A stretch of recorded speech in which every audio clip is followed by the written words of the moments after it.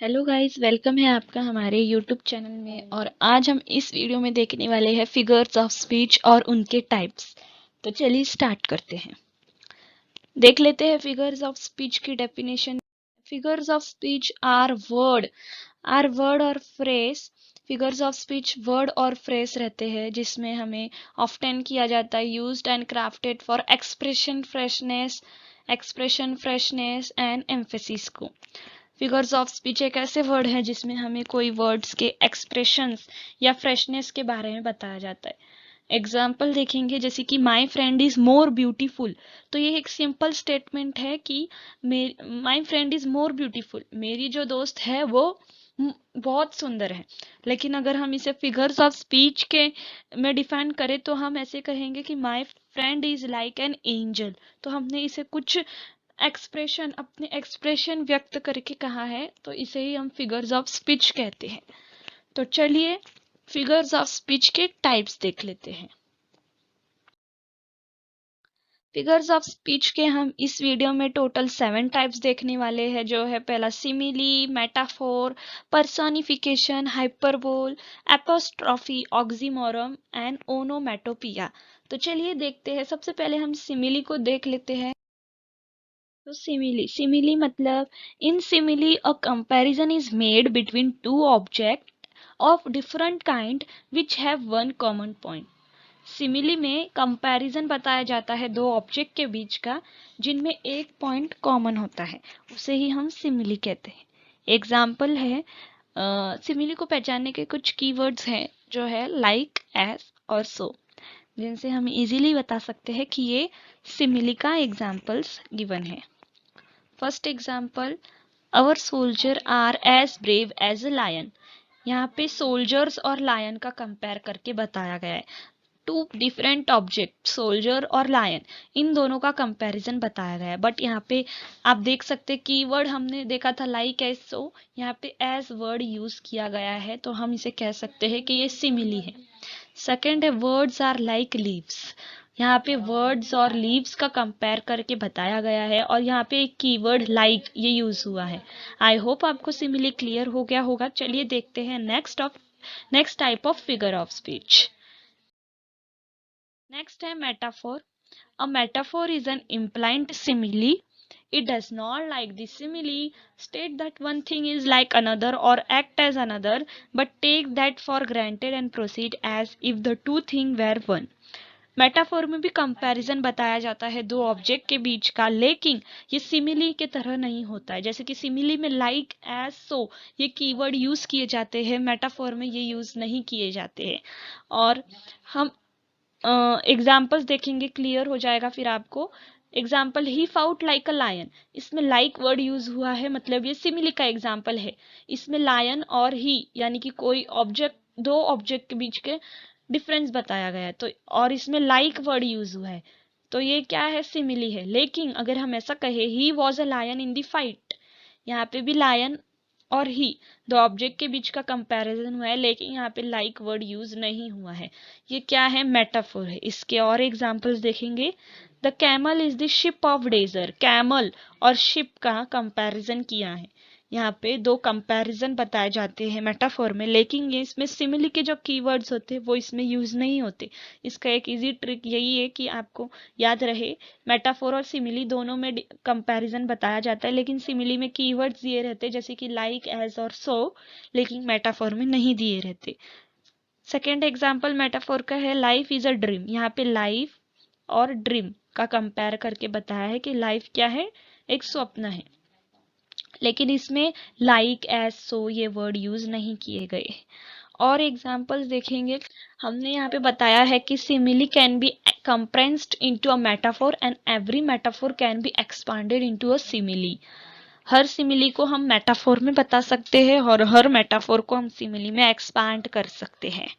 जैसे कि Richard fought like a lion, यहाँ पे लाइक वर्ड यूज हुआ है, यहाँ पे रिचर्ड और लायन का कंपैरिजन किया गया है, लेकिन यहाँ पे कीवर्ड लाइक यूज हुआ है, यानी कि ये एग्जाम्पल है सिमिली का। लेकिन अब अगर हम इसी एग्जाम्पल को मेटाफोर में कहना चाहे तो हम ऐसा कहते हैं, Richard was a lion in the fight. यहाँ पे भी रिचर्ड और लायन का कंपेयर किया है, लेकिन यहाँ पे जो कीवर्ड है सिमिली के वो यूज नहीं किए हैं, इसीलिए हम इसे कहेंगे metaphor. Next example, the camel is the ship of the desert. यहाँ पे हमने लास्ट में भी देखा था कि मेटाफोर का एग्जाम्पल अभी हमने देखा था कि the camel is the ship of the desert. यहाँ पे कैमल और शिप का कंपैरिजन किया गया है, लेकिन यहाँ पे सिमिली के कीवर्ड यूज नहीं किए गए। अगर हम इसी एग्जाम्पल को एक्सपांड करें सिमिली में, तो हम ऐसे कह सकते हैं, as a ship is use for crossing the ocean, so the camel is use for the crossing the desert. यहाँ पे एज और यहाँ पे सो, ये दो वर्ड जो है ये सिमिली की कीवर्ड यहाँ पे यूज किए गए हैं।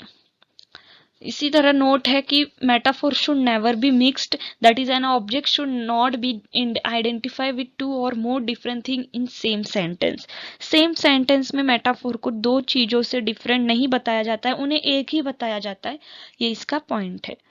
नेक्स्ट फिगर ऑफ स्पीच का टाइप देखेंगे जो है पर्सोनिफिकेशन।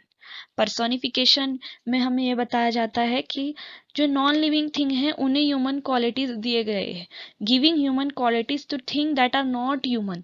जो नॉट ह्यूमन है, जो लाइफलेस है, उन्हें ह्यूमन क्वालिटीज दिए जाते हैं। For example, the moon look at down at me. जो मून है वो लाइफलेस है, लेकिन वो लुक्ड डाउन एट मी, हमने उसे ह्यूमन क्वालिटी दी है कि वो नीचे देख रहा है मेरी तरफ, हमने ये कहा गया, तो इसे हमने ह्यूमन क्वालिटीज दिया है मून को। सेकेंड एग्जाम्पल है, opportunity was knocking at her door. Opportunity एक लाइफलेस है, लेकिन वो नॉक कर रहा है उसके डोर पे, हमने ऐसे बताया गया है। वो लाइफलेस है, फिर भी हमने उसे ह्यूमन क्वालिटीज दिए हैं, नॉकिंग एट हर डोर। यही है पर्सोनिफिकेशन। बहुत इजी था, आई होप आपको क्लियर हो गया होगा। नेक्स्ट फिगर्स टाइप देखते हैं, hyperbole. In hyperbole, a statement is made emphatic by overstatement. Hyperbole में जो स्टेटमेंट रहता है उसको ओवर स्टेटमेंट में बताया जाता है। कोई चीज अगर छोटी है तो उससे ज्यादा छोटा, कोई अच्छी है तो उससे ज्यादा अच्छा, अगर बुरी है तो ज्यादा बुरा, ऐसा बताया जाता है। For example, I am so hungry I could eat a horse. मुझे बहुत भूख लगी है, मैं हॉर्स भी खा सकता हूँ, इसमें ऐसा बताया गया है। जो हम नहीं कर सकते लेकिन हम उससे ज्यादा ओवर स्टेटमेंट में बोलते हैं, उसे ही हाइपरबोल कहते हैं। नेक्स्ट एग्जांपल है, you are brighter than the shiniest star. तुम बहुत ब्राइटर हो देन द शाइनिएस्ट स्टार, से शाइनिएस्ट स्टार के तरह हमने कंपेयर करके, हमने शाइनिएस्ट स्टार को उससे कंपेयर करके कहा है, हमने ओवर स्टेटमेंट में कहा है। थर्ड एग्जाम्पल है, I have told you this 20,000 time, जो कि हम 20,000 टाइम किसी को बता नहीं सकते, लेकिन ओवर स्टेटमेंट में हमने बोला है कि मैंने तुम्हें 20,000 टाइम बता चुकी हूँ, फिर भी तुम्हें नहीं समझा, ऐसे कहते हैं ना हम, तो वही है हाइपरबोल। आई होप आपको ये भी टाइप क्लियर हो गया होगा। Next type of figures of speech का देखते हैं, apostrophe. An apostrophe is a direct address to the dead, to the absent or to the personified object or idea। Apostrophe यानी कि एक ऐसा फिगर्स ऑफ स्पीच है जो डायरेक्ट ही address करके डायरेक्ट बताता है कोई भी एब्सेंट, जो डेड है, कोई नॉन लिविंग थिंग जो है ही नहीं, एब्सेंट है, फिर भी हम उसे डायरेक्टली एड्रेस करके बताते हैं। एपोस्ट्रॉफी को आइडेंटिफाई करने का एक उसका सिंबल है, जो है एपोस्ट्रॉफी का सिंबल होता है ऐसा, जो हमने यहाँ पे भी यूज किया है, इजीली हम बता सकते हैं कि ये है एपोस्ट्रॉफी का एग्जाम्पल। तो चलिए इसके कुछ एग्जाम्पल्स देख लेते हैं। Come on phone give me a ring. Phone जो डेड है, एब्सेंट है, लेकिन फिर भी हम उसे कह रहे हैं कि गिव मी अ रिंग, हम उसको एक डायरेक्टली एड्रेस करके बता रहे, give me a ring. Next example है, 7 you are my lucky number. तो हम 7 को कह रहे कि you are my lucky number. 7 जो कि एब्सेंट है, डेड है, जो कि है ही नहीं इस दुनिया में, जो है ही नहीं प्रेजेंट, फिर भी हम उसे क्या कह रहे, लकी नंबर। उससे हम डायरेक्टली एड्रेस यानी कि डायरेक्टली उसको कुछ आइडिया देना, कुछ भी, कुछ आइडिया ऑब्जेक्ट के बारे में। ब्लो विंड ब्लो, हम विंड को बोले हैं ब्लो विंड ब्लो, तो यही इसका एग्जाम्पल है। एपोस्ट्रॉफी का ये सिंबल है जिससे हम इसे आइडेंटिफाई कर सकते हैं। नेक्स्ट फिगर ऑफ स्पीच का थर्ड टाइप देखेंगे जो है ऑक्सीमोरॉन। ऑक्सीमोरॉन एक ऐसा फिगर्स ऑफ स्पीच है जिसमें दो अपोजिट क्वालिटी को कंबाइन करके बताया जाता है और वो प्रिडिक्ट करते हैं एक के तरह। दो अपोजिट क्वांटिटीज बताई जाती है, दो अपोजिट क्वांटिटीज रहती है लेकिन वो एक ही प्रिडिक्ट करती है। अपोजिट रहते हैं लेकिन वो एक प्रिडिक्ट करते हैं, उसे ही हम क्या कहते हैं, ऑक्सीमोरॉन।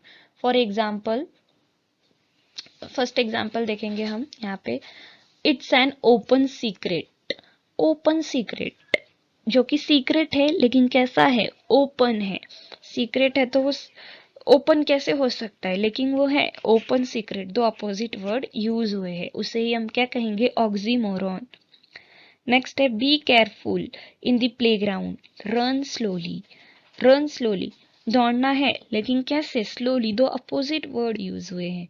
थर्ड है the gossip is old news. Old news, news है लेकिन वो ओल्ड है, फिर भी वो न्यूज है। न्यूज तो न्यू होती है ना, तभी उसको न्यूज कहते हैं, लेकिन वो ओल्ड है फिर भी न्यूज है। The opposite and the opposite two qualities are predicted like a same, उसे ही हम ऑक्सीमोरॉन कहते हैं। Next type of figures of speech देखेंगे जो है ओनोमेटोपोया।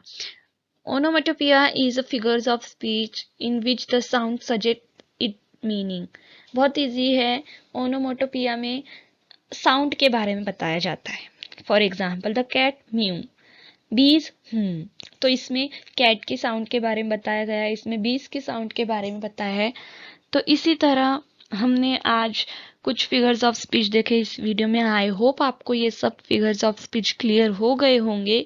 अगर आपको वीडियो अच्छी लगी हो तो please do like, share and subscribe to my channel.